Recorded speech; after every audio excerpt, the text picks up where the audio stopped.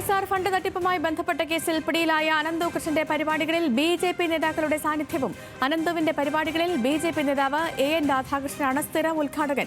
Scooter വിതരണ പരിപാടിയിൽ കേന്ദ്രമന്ത്രി ശോഭാ കരന്തലജയും ഉദ്ഘാടകയായി എത്തി. അനന്തുവിന് പ്രധാനമന്ത്രിയുമായി കൂടിക്കാഴ്ചയ്ക്ക് അവസരമൊരുക്കിയ മുതിർന്ന നേതാവിനും പാർട്ടിക്കുള്ളിൽ കടുത്ത വിമർശനം. തട്ടിപ്പിന് നേതൃത്വം നൽകിയ society for integrated growth of the nation നിയന്ത്രിച്ചിരുന്നതും ബിജെപി നേതാക്കൾ. സഹിൻ ആന്റണി ചേർന്നു കൊച്ചിയിൽ നിന്ന്. സഹിൻ, ഗുരുതരമായ കണ്ടെത്തലുകളിലേക്കാണ് ഈ സംഭവം എത്തിച്ചേർന്നത്. സംസ്ഥാന വ്യാപകമായി നടന്ന വമ്പൻ തട്ടിപ്പ്, ഈ തട്ടിപ്പിന്റെ വ്യാപ്തി 1000 കോടിയിലേക്ക് വരെ എത്തുമെന്നുള്ള വിവരങ്ങൾ പുറത്തുവരുന്നു. ഈ സാഹചര്യത്തിലാണ് ബിജെപി നേതാക്കൾ, അതും മുതിർന്ന ബിജെപി നേതാക്കൾക്ക് ഇയാളുമായി വളരെ അടുത്ത ബന്ധം എന്ന തരത്തിലുള്ള വാർത്തകൾ പുറത്തുവരുന്നത്.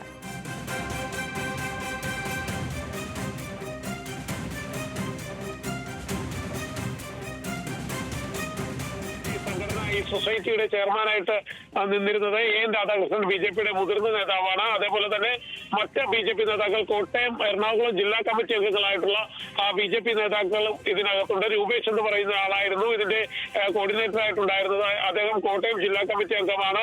മറ്റൊന്ന് കളമശ്ശേരിയും ഒപ്പം തന്നെ ആലുവയും കേന്ദ്രീകരിച്ചുകൊണ്ടുള്ള രണ്ടുപേരായിരുന്നു ഉണ്ടായിരുന്നത്. അവർ രണ്ടുപേരും ബിജെപിയുടെ നേതാക്കളായിട്ടുള്ള രണ്ടുപേർ തന്നെയാണ്.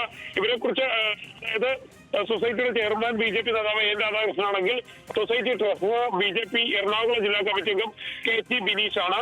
സൊസൈറ്റിയുടെ സെക്രട്ടറി ആയിട്ട് ബിജെപിയുടെ കോട്ടയം ജില്ലാ കമ്മിറ്റി അംഗം രൂപേഷ് ആണ്.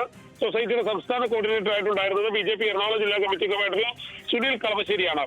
അങ്ങനെ ഇത്രയധികം ബിജെപി നേതാക്കൾക്ക് ഇതിൽ അടുത്ത ബന്ധമുണ്ടായിരുന്നു. ഇയാളുമായി, അനന്തകൃഷ്ണനുമായി അടുത്ത ബന്ധമുണ്ടായിരുന്നു എന്ന് വേണം മനസ്സിലാക്കാൻ. മാത്രമല്ല നിരവധി ആളുകളിൽ നിന്നും പണം വാങ്ങിയിട്ടുണ്ട്. ബിജെപി നേതാക്കൾ സംഘടിപ്പിച്ച എറണാകുളം മറൈൻ ഡ്രൈവിൽ ഒരു പരിപാടി സംഘടിപ്പിച്ചിരുന്നു. ഇതേപോലെ തന്നെ വനിതകൾക്ക് സ്കൂട്ടർ നൽകുന്നു, പകുതി വിലയ്ക്ക് സ്കൂട്ടർ നൽകുന്നു എന്നുള്ള ഒരു പരിപാടിയായിരുന്നു സംഘടിപ്പിച്ചിരുന്നത്. അന്ന് ആ പരിപാടിയിൽ പങ്കെടുത്തിരുന്നത് കേന്ദ്രമന്ത്രി തന്നെയായിരുന്നു. കേന്ദ്രമന്ത്രിയെ കൊണ്ടുവന്ന ഇത്തരം പരിപാടികൾ, ശോഭാ കരന്തലജ അടക്കമുള്ള കേന്ദ്രമന്ത്രിമാരെ കൊണ്ടുവന്നായിരുന്നു ഇത്തരം പരിപാടികൾ സംഘടിപ്പിച്ചത്. അന്ന് ശോഭാ കരന്തലജ മുനമ്പ് സമരം അല്ലെങ്കിൽ മുനമ്പത്ത് സമരം ചെയ്യുന്ന ആളുകളെ കാണാൻ വന്ന കൂട്ടത്തിലാണ് ബിജെപി നേതാക്കൾ ഇടപെട്ടുകൊണ്ട് അവരെയും ഈ പരിപാടിയിൽ കൊണ്ടുവന്നത്. സ്വാഭാവികമായും ബിജെപി നേതാക്കളും ഇത്തരം കേന്ദ്രമന്ത്രിമാരെല്ലാം ഈ പരിപാടിയിൽ പങ്കെടുക്കുമ്പോൾ ഇതിന്റെ ആധികാരികത വർദ്ധിക്കുകയാണ്.